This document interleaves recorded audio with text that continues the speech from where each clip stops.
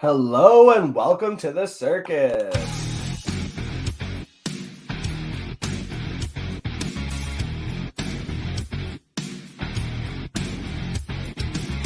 I'm just so sick and tired. I'm hanging on a wire, a foot over the fire, and it's burning. I can feel it inside.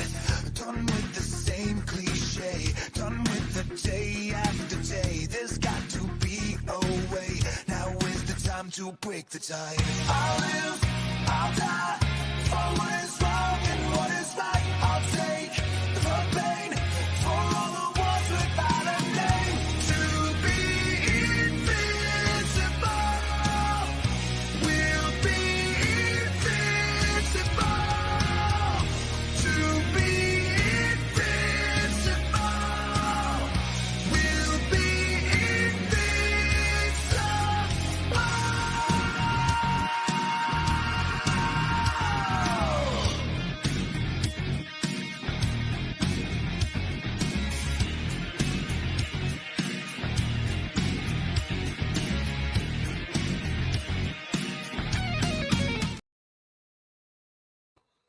Hello and welcome back into the Sunday live stream. We're chilling out Sunday morning. It's early, got the coffee going, got the green going, and we got that early Germany game popping off soon.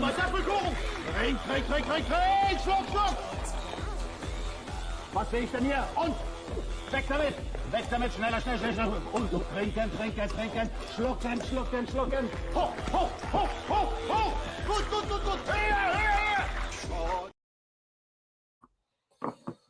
So yeah, that first game, Indianapolis Patriots, probably honestly avoiding as much as I can in that game now that because it's the overseas game and all of them have been kind of low scoring and craptacular.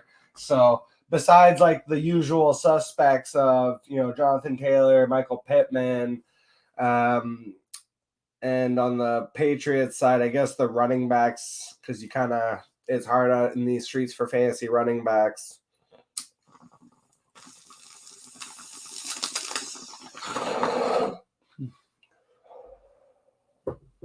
I guess I would play Juju and Hunter Henry if I was like in a real pinch and in really deep leagues and kind of desperate, but definitely not something I'm excited about. All right, let's just go jump around here. We'll get some questions going. Combination here. I don't know what happened. I just was about to go look at the group chat, which is seems to be dead or something.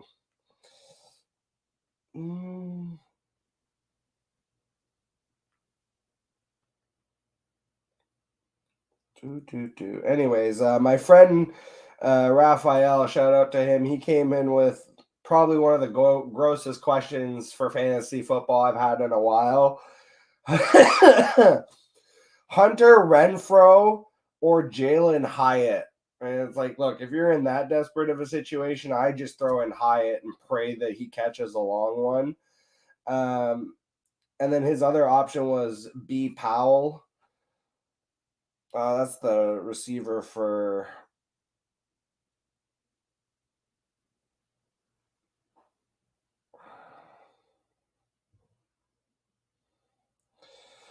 the Vikings. I just wrote to him because I was saying Jalen Hyatt for the upside, but I actually might go with the Powell kid and just pray for 4 or 5 points as a safe floor. That's a terrible question though, and there's people absolutely facing start-sit decisions just as rough. So we'll jump over to Fantasy Football Advice Network. Shout out to them. Not really sure what's going on with the group chat that I usually use for this, but I'll just jump over to the main site and we'll pull some questions from there. I also have a couple trades that I've made that I'll discuss for shits and giggles. And, we'll hopefully get some questions in the comments as we go.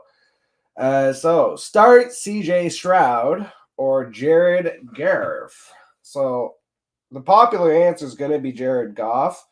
But Goff is on the road, and his home road splits have been worse. Now, it is the Chargers, so the matchup is decent, but the Chargers defense also showed up last week.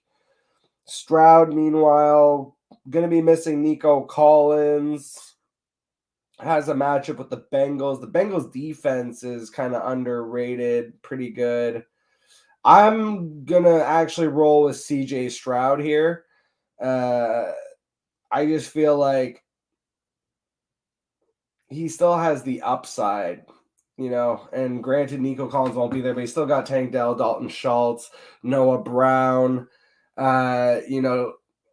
Pierce is also going to be out, so they're going to rely on Devin Singletary, who's been kind of a non-factor. Actually, I think I'm going to change my answer and go with Jared Goff, because even though it's a road game and his road splits are usually worse, it just feels like they're going to have to keep up with the Chargers, where I could see the Texans just getting handled by the Bengals. Ooh, an IDP question. Here we go. TJ Watt or Kenny Moore? That's an interesting one. So I picked up and played Kenny Moore in, I believe it was FF7s. Let me double check that. Yeah, so in FF7s, shout out to IDP_Iggy and the sports affiliation. If you're not following those guys, go check that out. I had picked up Moore a couple weeks ago, and I've had 2 absolutely monster weeks from him. I got the Cleveland game and the Carolina game. I saw starting safety out there on the wire. I had to go pick him up. I had some injuries to deal with, and he was getting consistently 100% snap percentage, and also accumulating a lot of tackles on the season. So that's kind of why I liked him as a safe floor. And then obviously last week with the 2 return interceptions. So I don't think you can bank on him getting interceptions, because those were actually only his second and third interception of the year. But what you can bank on is the tackles. You can definitely bank on the tackles. But TJ Watt versus Green Bay, I mean, yeah, they're going to have to. Oh, it's a home game for the Steelers. Yeah, definitely TJ Watt. As much as I like Kenny Moore, and Kenny Moore has a safe floor of because he's getting those tackles, TJ Watt absolutely has the ceiling today. Jordan Love, not the most mobile guy in the world. Like, he can move a little bit in the pocket, but TJ Watt's definitely going to be able to catch him. So you have the upside today with the potential sacks, tackles, forced fumbles, all of it. Yeah, it's definitely TJ Watt for me today.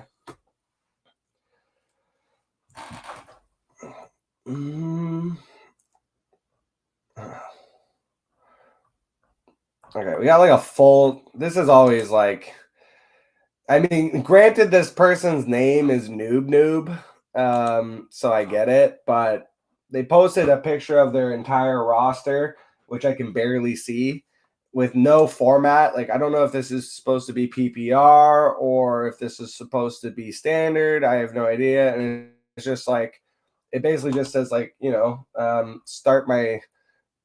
my lineup for me kind of thing. I can't even.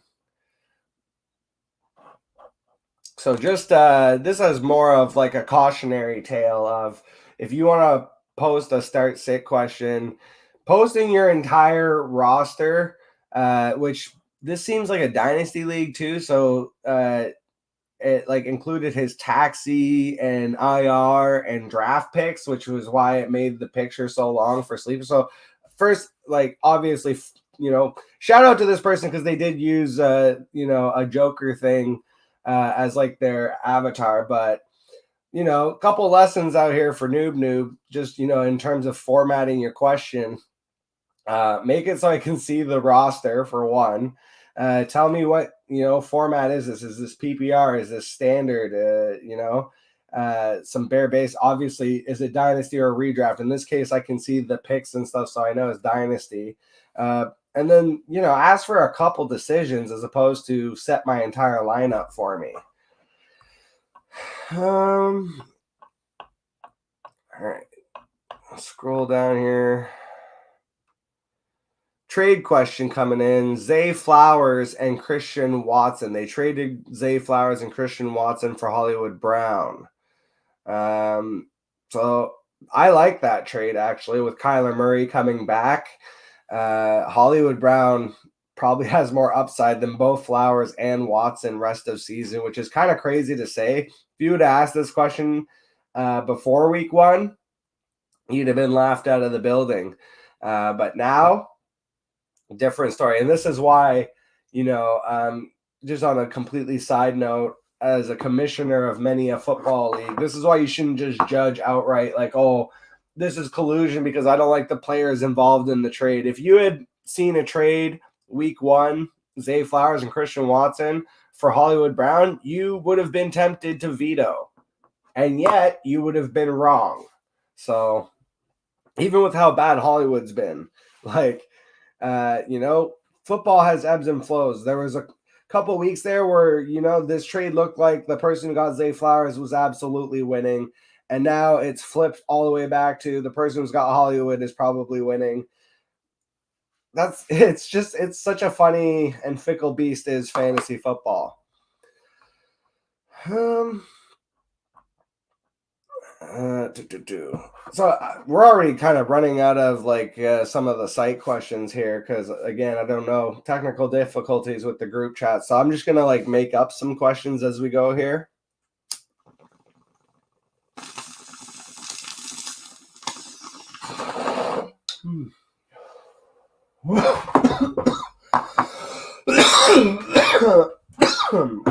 So a couple trade questions that we'll get into.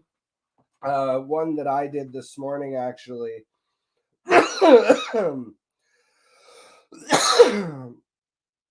So in this league, 10-man league, I'm 4-5, but the whole place, basically, the whole league is pretty close together. The top team in my division is 6-3, and then everyone ahead of me is 5-4, and me and the last guy are tied at 4-5. So it's I'm right there. I'm within striking distance. So I traded today Mark Andrews and Brian Robinson for Josh Jacobs. And for me, I think Josh Jacobs has the potential to compete for legitimately the RB1 rest of season, right there with Christian McCaffrey. And I'm basing that off of literally as soon as Antonio Pierce took over, 26 carries, 98 yards, 2 touchdowns. So it's the 26 carries. That's the real thing. Is the volume for Jacobs has kind of been touch and go this year. A lot of games he had under 20 carries, which is not something that you want for your bell cow running back. Some of these games here, he had the bad Buffalo game, he had 9 rush attempts, again, at Chicago when they had a bad loss, he had only 11 carries.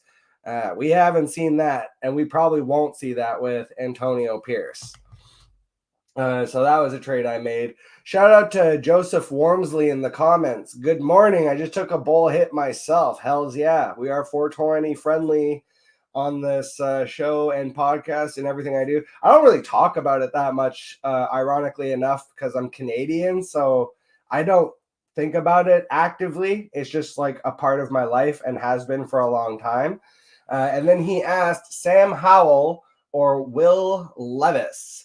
I like Levis. I like the upside, but I got to go with Howell still. He's just been more consistent on the year.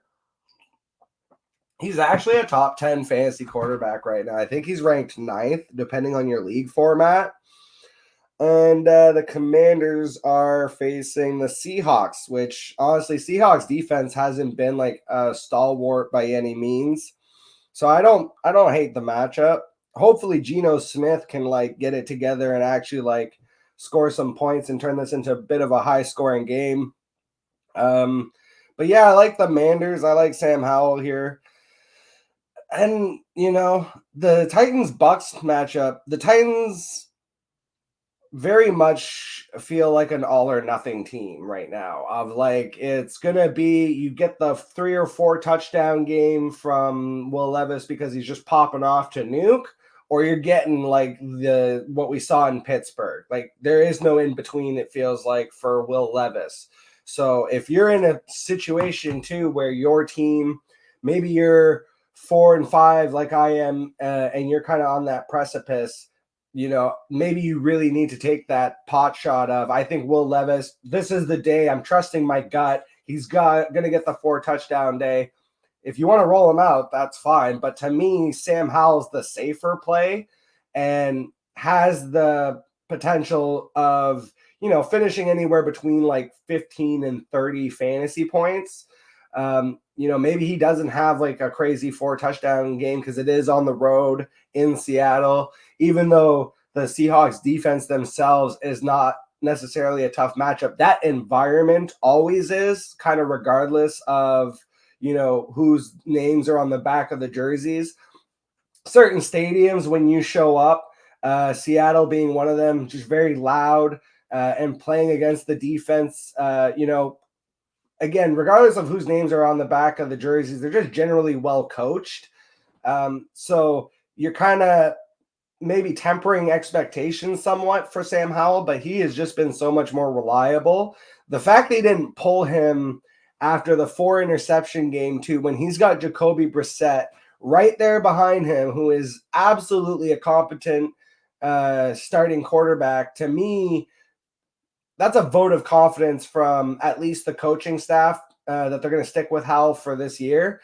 And he ultimately has better all-around weapons. So obviously, if you were to give me just DeAndre Hopkins and Derrick Henry in a vacuum compared to who's on the Commanders, those two are better than any one talent on the Commanders. But the Commanders team as a whole, when you talk about like, they've got Terry McLaurin and they've got Jahan Dotson and they've got Brian Robinson and then they've got Antonio Gibson, like 2 complementary pieces in the backfield. And the way that they run their offense with Eric Bieniemy, where you get guys like Curtis Samuel or freaking the bones of Jamison Crowder popping up for fantasy relevance. Like, the reason that you kind of see the overall offense works better is because of the coaching and the all overall talent, because the drop off from Nuke to, people are trying to talk up Kyle Phillips like he's a fantasy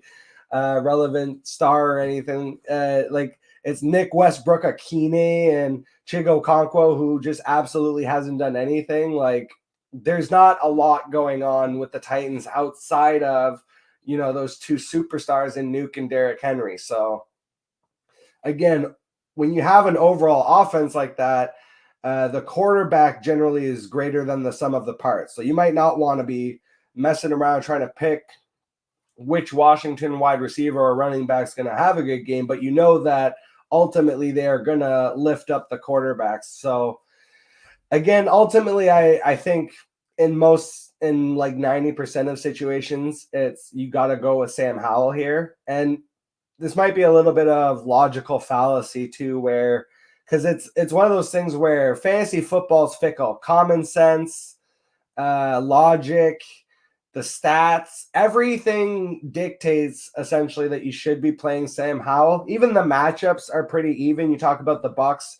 are they're going to be at, like, it's a road game for the Titans, and the Bucks defense isn't like fold over bad defense. Like, they can be had through the air a little bit, but they're not terrible, and they are still like coached by a defensive minded coach. So I think in every situation, basically, you have to go Sam Howell, and maybe Levis outscores him. But again, it's one of those things of, if you just really feel it in your gut, and regardless of everything I'm saying and the common sense doesn't work out. I had the same thing last week with Najee Harris, actually. It was really funny because the person asked me, like, should I start Najee Harris this week, basically? And I was like, the matchup, the history, everything dictates that you should bench him. So start him this week because that's fantasy football. just coming back, Joseph Wormsley said he's 5-4 projected to win, and he has Lamar. His opponent has Lamar and also Chase, who's questionable. So yeah, I'm gonna roll with, to me, what is the safer option there, and I'm gonna take Sam Howell because again, I feel like Levis, he could pop off, but he could also go for like 10 fantasy points or less. Whereas Sam Howell, I really struggle to see how he doesn't get minimum like 15 to 20 fantasy points. And so I'm kind of playing it like safely that way. Darius Brown. I'm assuming this is Marquise Brown and Gibbs for T. Higgins and Rashad White. I get it that Gibbs owners might be a little scared with David Montgomery coming back. I just acquired Gibbs recently, so that should kind of give you an idea of I traded James Cook and Chris Olave to get Christian Kirk and Jahmyr Gibbs. And it's because even though David Montgomery is probably going to come back, there was a game where Gibbs was really involved in the receiving game. And Jameson Williams hasn't really worked out.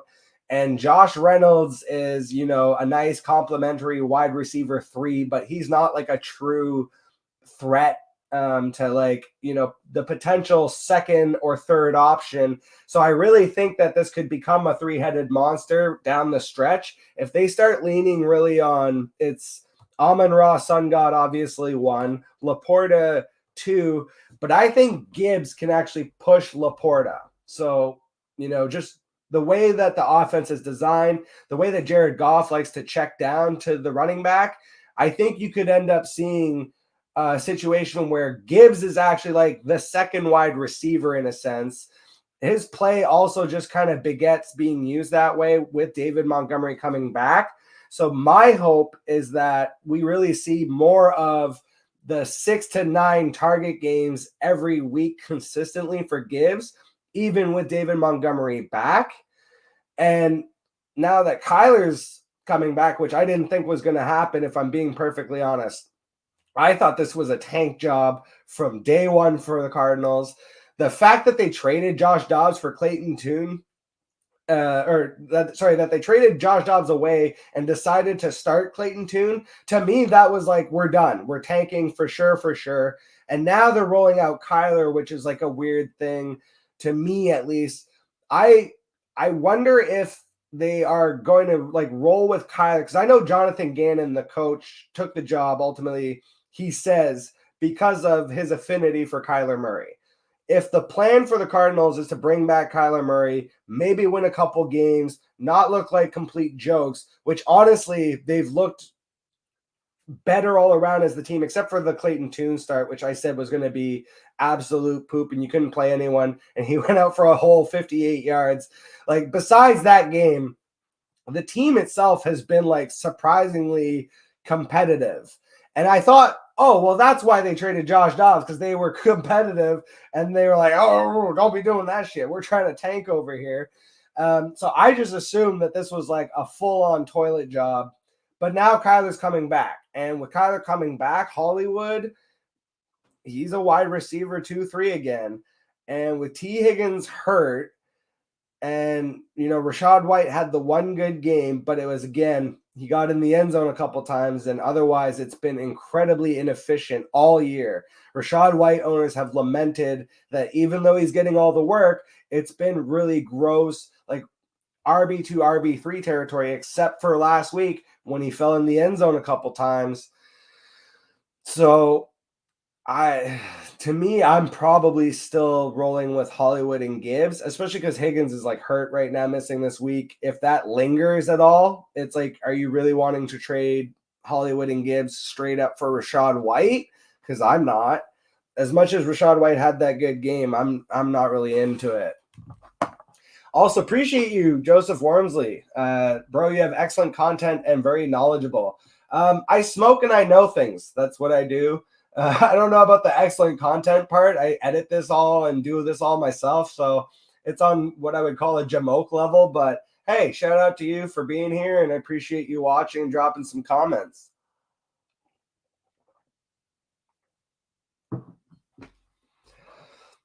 Random question, pull it up from the network. Calvin Ridley or Deontay Johnson rest of season? Deontay Johnson. I like Calvin Ridley a lot. My concern always was, football conditioning is just different level, and you can work out and be in the best shape of your life all you want. But it's not the same thing as being on an NFL field and like going through a game and football reps and being in what's called football shape. So my concern with Calvin Ridley was never talent. It was always just the idea of he's been off for basically 2 years, and it may take him, more time than people think to acclimate back to being like a full-on NFL wide receiver. Now he comes out the first week, just absolutely explodes. When you look at it now in retrospect, that really comes across as like the adrenaline rush of I've been gone for so long, I'm back now. Like, you got all this energy. He puts it all into what amounts to an incredible first half and then kind of does nothing for the rest of the game. Now, granted, they didn't really need him either, but it was all one half of football. And then you kind of start to see the rest of the games. And there's been, some snake bitten moments for the Jaguars. There was one game I was watching. I'm forgetting the team now. It was earlier in the season, but I watched them get 3 touchdowns where it was like that close, and it got called back because like they didn't get like that second toe in. There were 2 to Zay Jones and 1 to Calvin Ridley. So they've definitely had like snake bitten moments like that. They've had some issues with I don't think people realize like these international games are really tough for these teams. Like the fact that you're going to another country and it's like interrupting your normal practice schedule, and it ends up kind of almost like being in the sense of like you end up putting in a similar type of preparation as you would for like a Thursday night football game because of the short turnaround, because again, just the logistics of getting your entire team from one country to another. And, some teams handle that better than others. And so that's why I feel like a lot of times for these international games, we end up seeing kind of lower scoring matchups than, what is being predicted. And again, a lot of that is humans and reality are more important than fantasy football, which is like a weird thing to say. But I always say, like, if you can discern like real life football, that's more important than being able to like peruse all the fantasy analytics and metrics. Because that real life football knowledge, honestly, more often than not, like you don't even need to dive much deeper than that surface level stuff.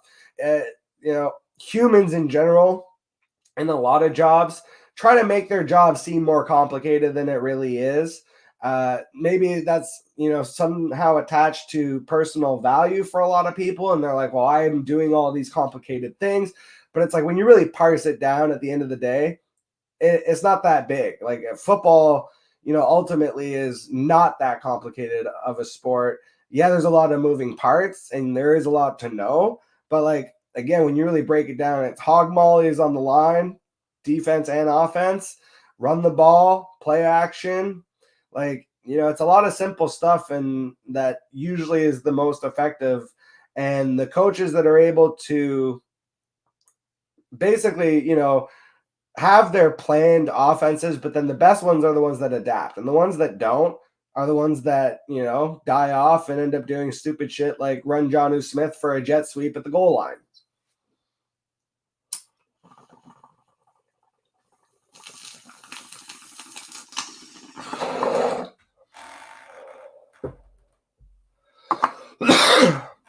But yeah, I trailed off a little bit there. Deontay Johnson, rest of the season, just because he's the safer PPR floor. So the person did mention it's full PPR. And even though Calvin Ridley will still have good games, I'm not saying that he's like dust for the rest of the season or anything like that. But obviously on a week-to-week basis, it is kind of boom or bust with Calvin Ridley. You're not getting that safe floor of, if Deontay Johnson has a bad game, it's usually like 5 for 60, 6 for 50 kind of thing. So you have that safe 10-point per fantasy game PPR floor with Deontay Johnson, where with Calvin Ridley, it's like you get the 20-point week and then like 0, 5, 2, 0, 20. It's again, those huge spike weeks. They're great when they happen, but it's hard to eat when it's spaced out so unevenly. And because of that, it also gets you in a situation of you don't know when to start him. So you have, and because it's Calvin Ridley, he's like a stud and you have to start him every time. And even this week, it's like I would start him over myriad options. Like if you ask me Calvin Ridley or Christian Watson, Calvin Ridley. If you ask me Calvin Ridley or Zay Flowers, Calvin Ridley. There's a lot of answers where I'm going to say Calvin Ridley. It doesn't mean that he's going to hit, though. It's just kind of the nature of the beast.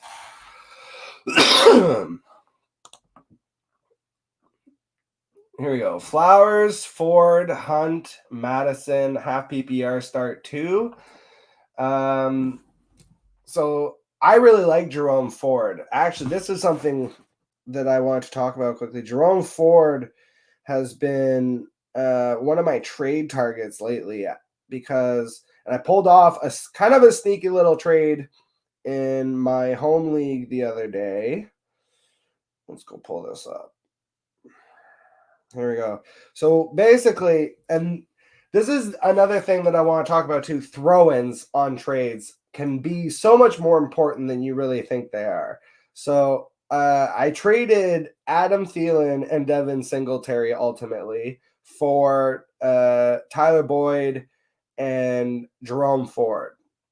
So I really wanted Ford. Ford was like my main target because the fact that he's been playing through the ankle injury and got 20 carries last week in the Cleveland Browns run offense, which is historically for fantasy, like very good.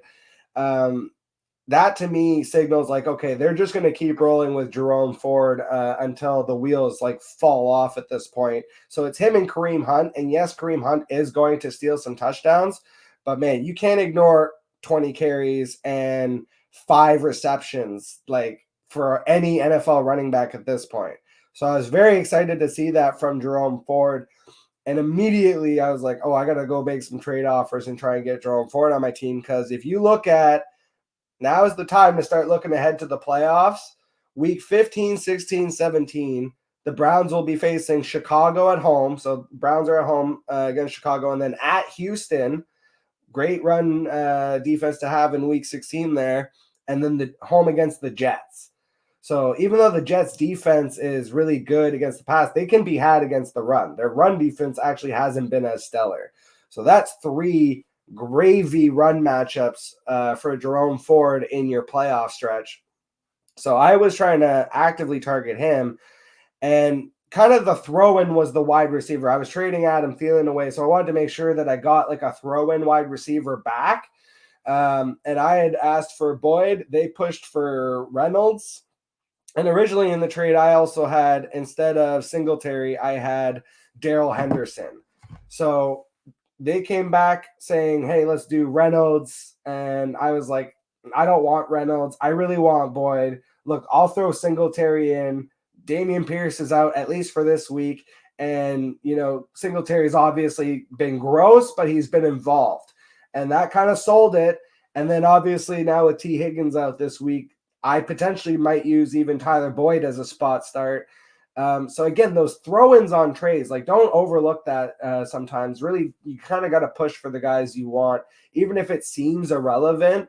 Again, now I feels like I won that trade. And if Nick Chubb, this is a keeper league, I probably won't keep Ford, but I could, because I think it's the way it works is like 6 keepers, but you cannot keep your first 3 rounds. So if it ends up being like through the offseason, like, oh, Jerome Ford's going to hang on to this job as the starter until Nick Chubb is able to like actually come back from that brutal knee injury, like maybe he does end up as a sneaky keeper for me. So I like Jerome Ford as a trade target, which getting back to the initial question was, should this person start Zay Flowers, Jerome Ford, Kareem Hunt, Alexander Madison in half PPR? I'm going with the volume. Even though Hunt's been getting the touchdowns, I'm going to go with Jerome Ford and probably Madison because it feels like if Kareem Hunt does not get that touchdown, it's a real, like it's potentially going to crater your team. Whereas with Jerome Ford, I saw 25 touches last week. Even if he has like a bad game on 25 touches, that's probably at least 10 fantasy points per game. And, you know, it depends on your positioning as well.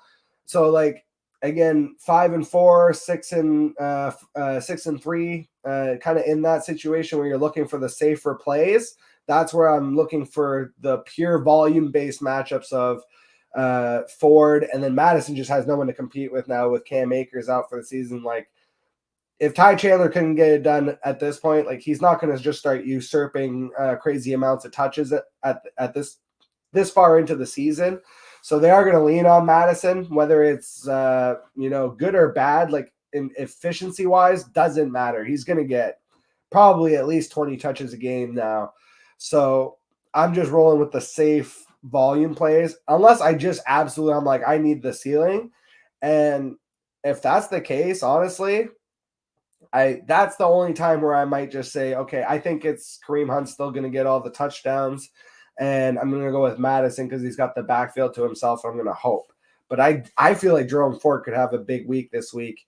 Again, the 25 touches last week, and especially the 5 receptions on 7 targets, when he's still dealing with like the injury and he's just going to get healthier as the season goes. Man, that one is Jerome Ford could end up being a sneaky league winner. And I laid out the schedule: Chicago, Houston, Jets. Get him now while you can. Here we go. Classic quarterback question. I feel like I haven't had a lot of these today. Stroud, Goff, or Lawrence? So I know it's been really bad for Trevor Lawrence. I actually thought Trevor Lawrence was going to be much better this year. He seemed to me like just outside of that Elite 8 quarterback range. So when you're talking about, obviously Mahomes is kind of in a class of his own, and you had Hurts, Allen, Lamar, and then you have Justin Herbert and Joe Burrow, Joe Cool. And so you've got like that range. And then right outside of that was Fields because of the running ability. That was kind of your range of like the initial 7. And then right outside of that was, for me, Trevor Lawrence was kind of like that next tier down. And it's been a lot worse for fantasy. Like in real life, they're 6-2. So the team is happy. Now the matchup against the 49ers, that one is fickle because I actually think that the 49ers defense is not as good this year as they've normally been. And the fact that they're on the road, that one to me, and they've been sliding. Like I know they won 3 games, or they lost 3 games in a row. That to me feels like, very much the momentum is not on their side. And in the NFL, you don't usually just like snap out of a 3-game road loss streak because you're on the road against a pretty good defense in the Jaguars. Now, Debo, I think, is supposed to be back, which is going to be a big factor in this game.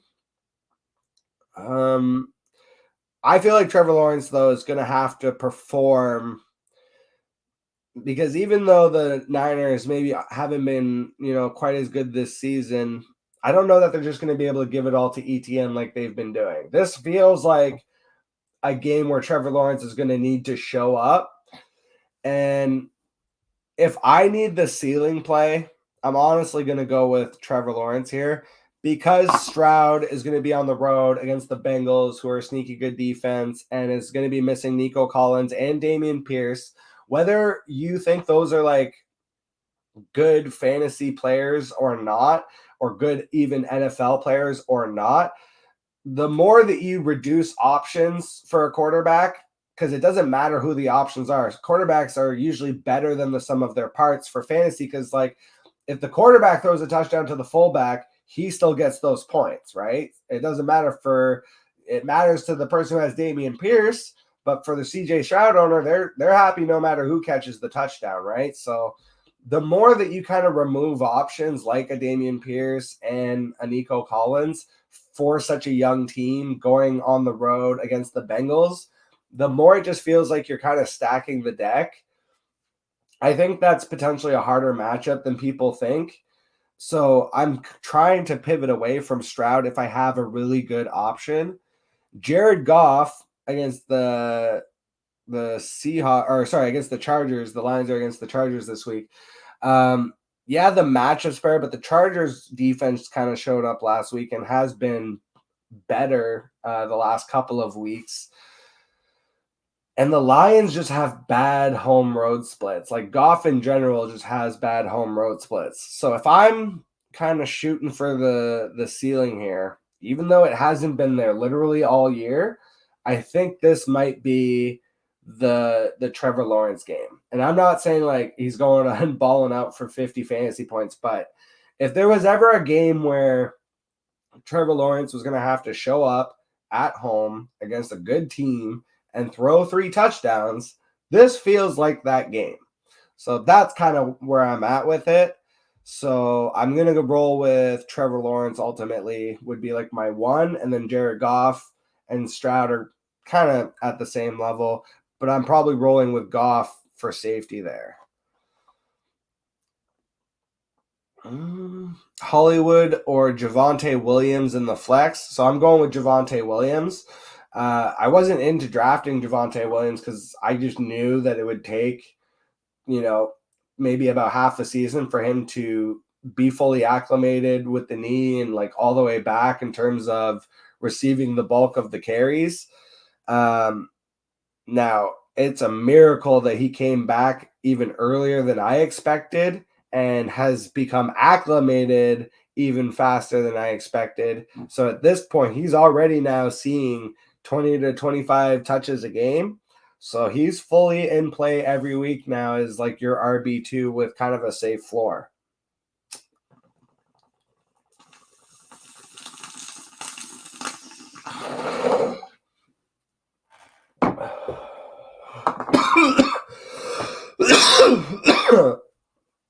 If it is full PPR, though, I do kind of like Hollywood for the ceiling. It does feel like Kyler Murray is going to come back and have a really big game because people have been making fun of him for the COD stuff. You got to know that he's definitely seen some of that. It's been so pervasive online, like even like really massive accounts making fun of like how he, is questioning like whether he wants to play football or play COD. As someone who's a video game tester in my real life, though, I can't say I blame him. If not that he's gonna like be able to make the same kind of money, but if you're just asking me like on a human level, what sounds more relaxing, I think playing Call of Duty with your boys, right? Like, I think also we forget like, a lot of these guys are passionate and love the game and would play it for free. I don't think that all of them would, though. To some of them, it's more of a job. Let's see here.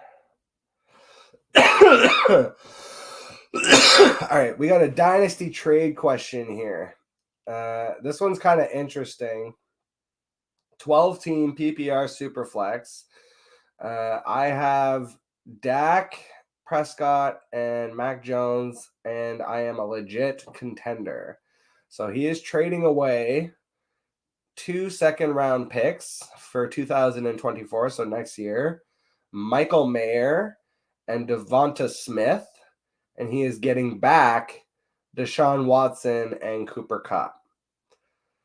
Oh, man, I normally am not like the picks guy, but I low-key hate this trade. I think the reason I really don't like is because I'm just not a Deshaun Watson believer, really.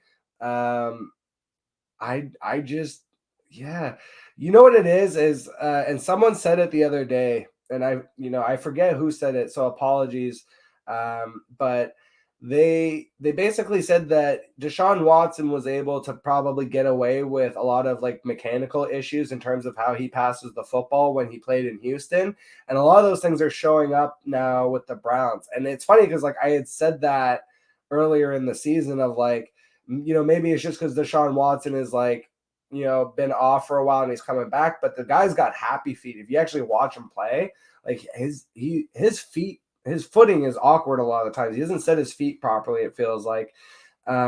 So I haven't been like impressed at all with Deshaun Watson.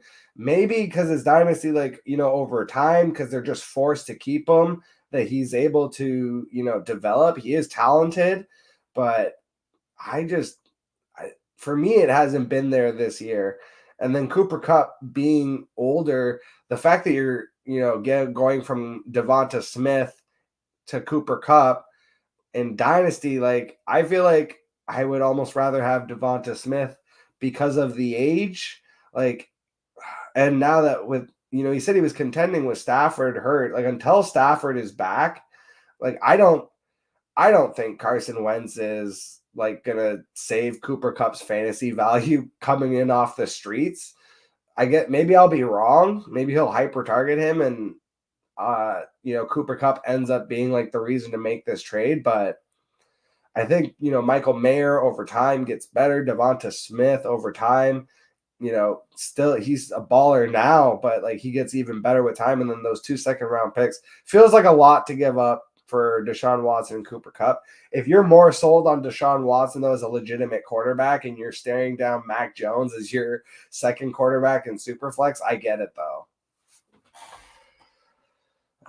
I think that's what it is, that everyone agrees that Deshaun Watson is an upgrade over Mac Jones. I actually don't think that in fantasy he's that much of an upgrade. I think for real life, sure, but for fantasy football, is Deshaun Watson really outscoring Mac Jones most weeks? I don't think he has been.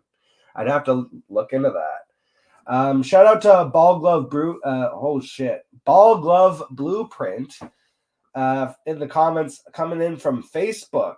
Pick one PPR flex: Alexander Madison or Brian Robinson Jr. I am rolling with that's a tough one, actually.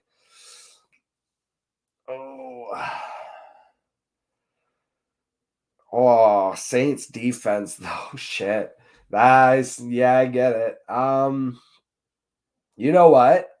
I'm rolling with Madison because last week Deonta Foreman was able to scrounge out 20 for 87 against the Saints. The Saints defense is good. It's real good. But Madison's just got the whole backfield to himself, whereas more and more we've kind of seen Antonio Gibson popping up. And it's been a minute since Brian Robinson, had like really all the carries. Let me just check on him. I got him right here. Yeah, like last week, yeah, he saw 18 carries for 63 yards, but before that, in the 4 weeks preceding, 10, 8, 10, and 6 carries. That's disgusting. And he's obviously not like the receiving back. So, it feels like he needs gross volume and a touchdown. They need to be leading. I don't like the matchup necessarily for them to just be pounding out the Seahawks and leading and pounding it out on the ground. So, yeah, I'm going to roll with Alexander Madison. I feel like if most people would say Brian Robinson, but no, I'm going with Madison. He's got the backfield to himself, and I'm just going to be like, please get a touchdown. Please get a touchdown. Anthony Sturman, shout out to you coming in from YouTube. Burrow versus Houston or Dak versus the Giants. Ooh. I'm going to roll with Joe Cool. I think this is probably a game where Dak just doesn't need to do a lot. This is feeling very much like a defense Tony Pollard game. Like, unless Danny DeVito can surprise us. I totally separate aside. I saw a tweet today. I think it was Adam Schefter put out a tweet that Tommy DeVito, the quarterback that's going to be starting for the Giants, still lives at home. And people were like, oh, why would you do him dirty like that? And say like, oh, this guy's still living at home. Bro, have you seen fucking New York rents lately? My guy, there's people paying $2,000 to live in a fucking closet. Like, what are we talking about here? If I was an NFL quarterback, he doesn't have some like multi-million-dollar contract. He's not fucking making like crazy bank. I'd have to look up his contract, but I'm assuming like rookie quarterback contract, whatever he's on, is probably like, yeah, he's making good money, like 6 figures, but like, as you know, let's actually Google this and see. Okay, so yeah, 3-year, $2,705,000 contract. So again, that seems like a lot, but he's making less than $1 million a year. That means, right? So he's like, yeah, that's like decent. That's really good money, but like in New York, like there's people making more than that. And you know, rent like for a decent place is like what, like $5,000 a month. So yeah, he's just not outrageously spending stupid amounts of money in New York City where you could easily blow through a $900,000 salary like nothing. I'm sure, you know, he helps his parents and he lives well and he goes out and has a great time. Like I'm sure it's funny. It's like he lives with his parents. It's like, it's probably like a really nice house with like a separate, like one of those like mother-in-law suites in the back or something where like that's where he lives and they have the main house, or, you know, he's got like the whole basement with a separate entrance and they live upstairs. Probably some kind of situation like that. And they're like, he lives at home. Ha ha ha. Dude, get the fuck out of here with this capitalistic bullshit, my guy. We are out here fucking struggling, and they're making fun of this man for living at home because he's making less than $1 million a year in the NFL. Fuck you. That's my rant for the day. Just totally random. Do I start Brock Purdy or Kyler Murray? You know what? Fuck it. I'm going with Kyler Murray. I mean, if he's back and they're playing him, like, you just know he's gonna have a big day. Especially, again, I said earlier, it feels like the COD revenge game for Kyler Murray today. Of like, oh, y'all thought you know, I'm out here playing COD, fucking around, watch and find out. Like, it would be the thing for him to go and explode for like 30 to 40 fantasy points his first game back. James Conner also was activated from IR, so he should be back today, I guess. So yeah, I'm rolling with Kyler Murray. Oof. Do I trade away Olave and Brian Robinson for Ken Walker? So I made almost a very similar trade I talked about earlier. I traded Olave and James Cook, but I was able to get Jahmyr Gibbs and Christian Kirk. So no, I would not trade both of those assets for Ken Walker. I like the Seattle running back, whoever that person happens to be. The problem with the Seattle running backs is they always seem to be getting hurt, whether that was Rashad Penny once upon a time or Chris Carson or shout out to Rolls Royce, fucking Thomas Rawls. There's been like a litany of random running backs that were valuable for fantasy because they were Seattle running backs. But Ken Walker, it seems like he's back to full participation. So it seems like he's off injury report. He has been dealing with like random chest injury where for the last 2 weeks, we've only seen 9 carries, 8 carries. So that's kind of where we haven't really seen it. And he's not really like the receiving back. His high on the year is 4 receptions only, and that was in week 1. So, like, he will sometimes take, like, a random screen, but he's not by any means, like, a receiving back. So that's, like, sometimes a misnomer. But, yeah, it seems like, you know, he was trucking along, doing okay, got injured, and the Cleveland-Baltimore games were bad. If he's back to full practice and back to, like, full participation, I like him, but again, I wouldn't be trading away. Brian Robinson has been basically the same kind of running back, honestly. Like Ken Walker's had better weeks because again, Seattle is better, but he's really like even the Arizona week, he had 26 for 105. He averaged 4.04 carry, which like that's not that much higher than Brian Robinson, to be honest.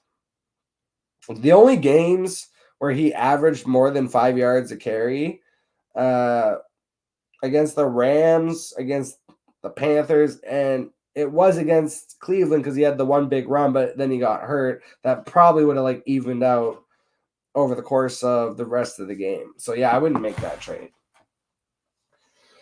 All right, here we go. Anthony Sturman coming back in. George Kittle, George Pickens, Zay Flowers. I have Deontay Johnson as my wide receiver 2, and Lamar and Andrews as my quarterback tight end. So I'm guessing this is like you're asking who to throw in the flex. I'm throwing in George Kittle. As much as maybe it's Pickens. Pickens might get the grease because he's such a whiny little bitch last week. And the Steelers kind of like to... The Steelers aren't like other teams where like they have the diva wide receiver and then they ignore him and stuff. Like when Antonio Brown back in the day would have his histrionics, a lot of times like that would be followed up with they would just pepper him with a bunch of targets to shut him up. It feels like that could be the case with George Pickens, but if it's not, and you already have Deontay Johnson as a wide receiver too. Yeah, I don't want to play both of them. I'm going with Kittle. It's boom or bust, but it's like, you know, when Kittle has his good games, he pops off. Though Debo's probably back. I'm still rolling with Kittle. I'm just rolling with Kittle because he has the most upside. Zay Flowers just hasn't really done anything the last couple of weeks, and George Pickens could absolutely just disappear. Yeah, Anthony Sherman coming back. Yes, flex, but right on with Kittle. I was worried Pickens cried for targets. Yeah, I feel like that's going to be the thing and it doesn't usurp Deontay Johnson. Deontay Johnson is still going to have a safe PPR game, so you're fine there. But I don't want to play both Steelers wide receivers is where it is, even though that could definitely end up being the right answer, which is stupid. That's, fantasy football is what it is. But I would take the upside and, the different team of just the fact that I would flex George Kittle. Art Whistler coming in from Facebook. Deontay Johnson or Hollywood Brown flex PPR. Ooh, this is interesting. So if I was, so I'm curious what your record is, Art. If you were 6-3 and you are facing kind of a bad team and you just need the safe floor play, I would roll with Deontay Johnson. He is going to get you 10 points a game. That's his thing. 5 for 50 is almost lock, stock, 2 smoke and barrel, right? Like, that's why I like Deontay Johnson. Art came back. Yes, he's 6-3. So, yeah, if you need just the safe floor play, I'm probably just going to go with Deontay Johnson. I do see a heavy ceiling game for Hollywood. If Kyler comes back and is just peppering him with targets because he's trying to get the passing game going and he just wants to look good and go maybe take a couple deep shots to Hollywood, I could see Hollywood getting in the end zone. Here's a better question, I guess. The team that you're facing, do they suck or are they good? If they're good and you feel like you need the upside to win the matchup, I'm going to actually roll with Hollywood here. And just like hope that, again, Kyler's going to be focused on him trying to have a big game. I'm rolling with Trey McBride in a couple leagues too. Oh, the other team sucks. Yeah, no, I can't. I got to just go with the safe floor, I think. If you're just like, oh, they suck and they're going to get like 90 points, the rest of my team is stacked. I would just roll with safety of Deontay Johnson. It feels like nice little safe 10 points for sure. He's got the upside of he can do more. He could easily get you like 7 for 80. Maybe he finds the end zone again, which was nice to see.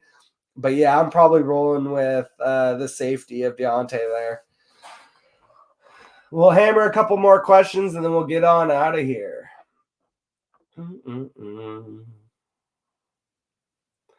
Oh, here we go. Defense question. Looking for a top defense for the week. Pittsburgh, Bills, Bears, and Raiders are available. So let's go check that out. Bills at the or home against the Broncos. Broncos sometimes can do some stuff, and Bills have kind of been like a weird team this year. I'm not into that one. Raiders. I like the Raiders. I called the Raiders last week too because of Antonio Pierce taking over, and they were just going to run through a wall for them. That ended up working out. I also called the Chargers last week because I said just playing against the Jets in general is a good idea. And someone said to me like, "Oh, the Jets haven't turned the ball over that much as of late," and I was like, "Yeah." And then they got sacked 8 times, fumbled a bunch of times. The Chargers looked amazing. So actually, the Chargers are still in play too, even though it's the Lions. The Lions on the road just historically have kind of always struggled. But I would go with Pittsburgh and the Packers. Yeah, Jordan Love and the Packers. They just always seem to kind of come back and ruin your fantasy day in the fourth quarter, though, don't they? No, I'm sticking with the Raiders. I'm staying in the frying pan. They're running through the wall for Antonio Pierce.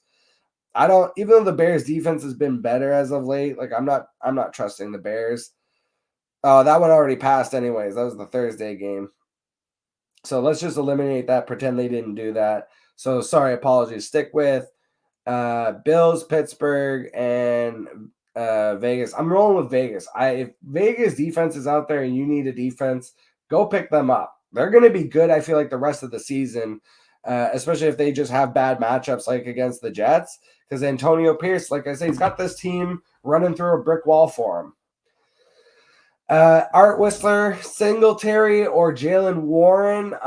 It's really gross, but I'm going with Singletary because Damian Pierce is out. So even though it's not the greatest matchup and Singletary's been awful, he's got it all to himself. And Jalen Warren's going to split with Najee Harris, rightly or wrongly, it is what it is. He's a complimentary back. So I'm going to roll with the Singletary because it just feels like he's going to get all of the work.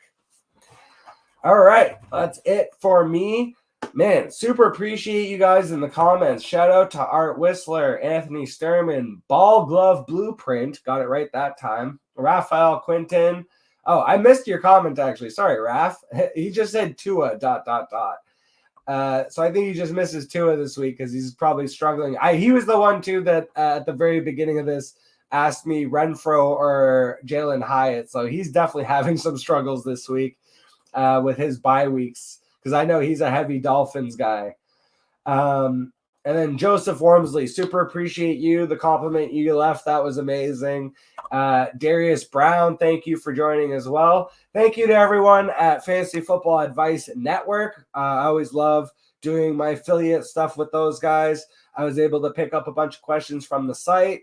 And again, shout out to all you wild and weird listeners out there. I'll catch you guys on the flip side. He's running down the middle by the 50. He's at the 30. He's bare-chested and banging his chest. Now he runs the opposite way. He runs at the 50. He runs at the 40. The guy is drunk, but there he goes. The 20. They're chasing him. They're not going to get him. Waving his arms, bare-chested. Somebody stop that man. Here comes